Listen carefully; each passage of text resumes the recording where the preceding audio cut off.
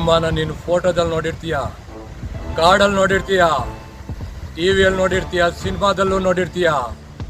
ಆದ್ರೆ ಈ 2 ಕಾಲಲ್ಲಿ ನಡೆದಾಡೋ ಸಿಂಹನ ನೋಡಿಲ್ಲ ಕಣೋ ನೀನು.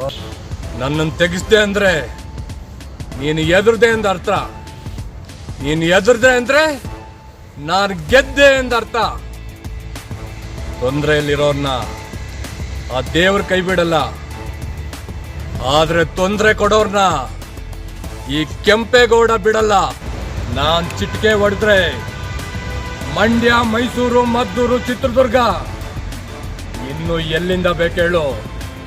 ನೀನ್ ಕಣ್ಣು ಮಿಡಿಸೋದ್ರಲ್ಲಿ ಜನ ಬಂದು ನಿಂತ್ಕೋತಾರೆ. ಇದು ಕೊಡ ಈ ಕೆಂಪೇಗೌಡನ ತಾಕತ್ತು.